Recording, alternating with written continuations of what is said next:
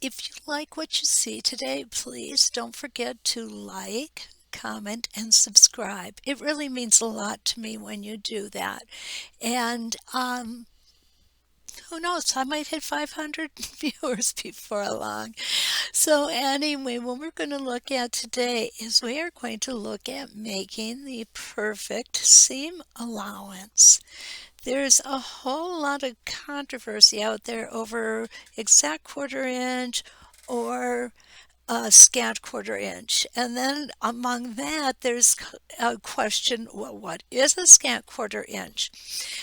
What I like to prescribe to is checking my seam allowance on the machine I'm working on. Not every machine is going to be exactly the same.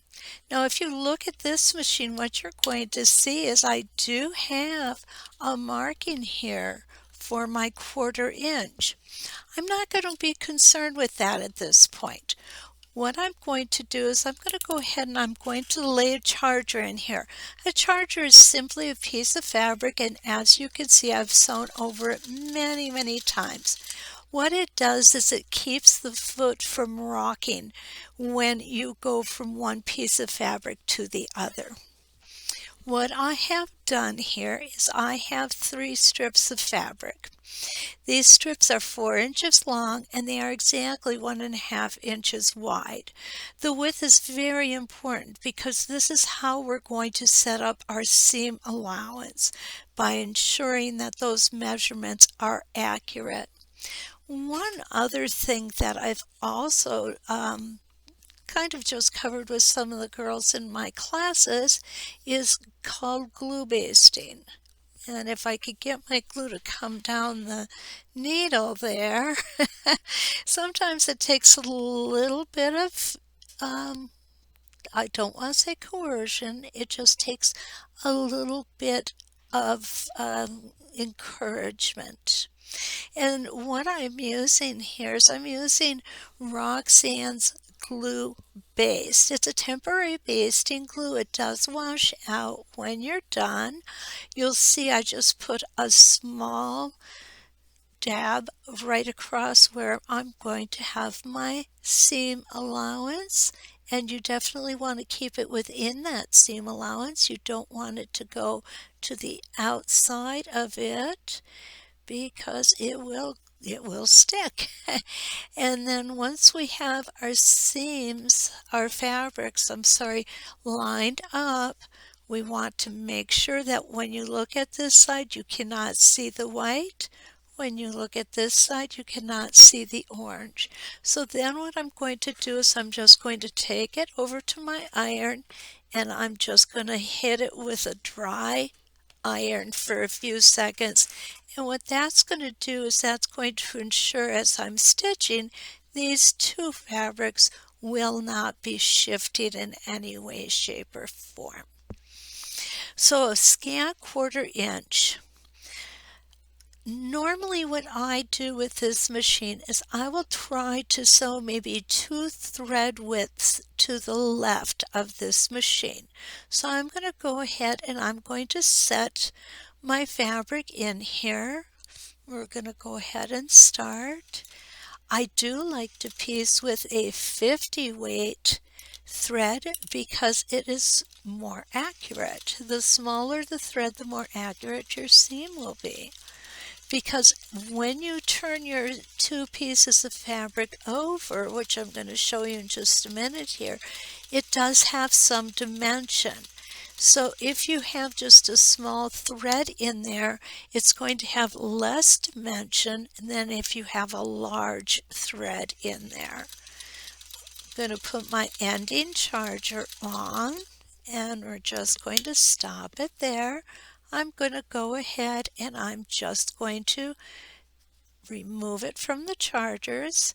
Now I don't want to accidentally sew this seam into this side, so I'm just going to take it and I'm going to just with my fingers push it back a little bit here and just go over it so that it just stays out of my way. And then I'm going to go ahead, where did my glue go? There it is. See if I can coax a little more out, and I'm going to go ahead and glue this side of the seam. It's not a lot. You don't need a lot. I'm going to go ahead and lay this strip. Remember, these strips are 1.5 inches each, and the reason being is if we do a perfect 1/4 inch seam allowance, we're going to have exactly the right size orange piece that we need in the middle, and that will be 1 inch wide. Just going to hit it with the iron here, and again I'm going to put my foot down. I'm going to insert that piece of fabric in, keeping everything nice and steady. Now, I'm not a fast stitcher. Some people do like to go rather quickly.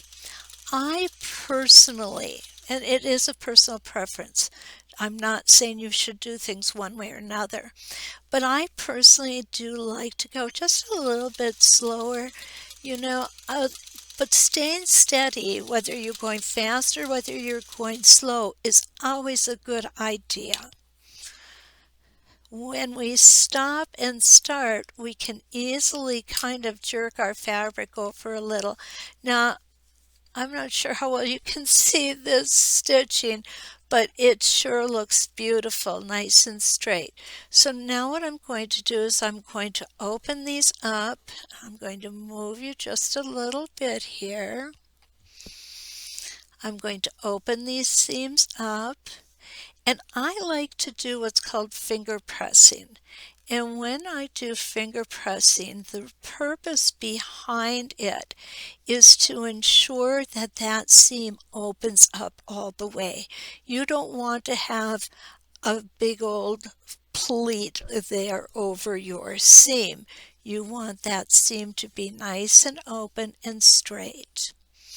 So now what I'm going to do is I'm going to go ahead and I'm going to lay my iron on that piece of fabric that I just made. And we're going to see if in fact we did a correct seam allowance. This is one I did earlier. I lucked out. That one came out just right the first time. This ruler is not 1 inch wide. If you have a 1 inch wide ruler, that's awesome because you could just lay it down like this. If you don't have a 1 inch ruler, I'm going to suggest not coming from the edge of the ruler, but finding the 1 inch seam 1 inch measurement, within the ruler. And then I'm going to lay one on one side, which is my 2 inch measurement, and my 3 inch measurement. And what you're going to see is this is exactly 1 inch between it. Now, if this were less than 1 inch, what that means is that seam allowance would be too big. If it's more than 1 inch, your seam allowance would be too small. So if you think about it like Goldilocks and the Three Bears, you don't want it too big like Papa Bear, and you don't want it too small like Mama Bear. You want it just right, like Goldilocks likes it. So there we go. That is how we're going to set up and make a beautiful, beautiful seam allowance. Remember, the key to making a good block is threefold. One is your cutting. You want to be sure that your cutting is absolutely accurate. If these pieces were not accurate, I would not be able to determine if my seam allowance was accurate. So cutting is the first point of perfection. Next is going to be the sewing. You want to make sure that it's sewn correctly and that your seam allowance is done nicely. And the third is pressing. Remember, when we're putting blocks together, We're not ironing them, we're pressing them. So I hope this little tutorial is helpful. I hope you'll try this. As I said, I like to do it on each machine before I get started because every machine is just a little bit different. And I hope you have fun making perfectly beautiful blocks. Until we meet again, let's quilt.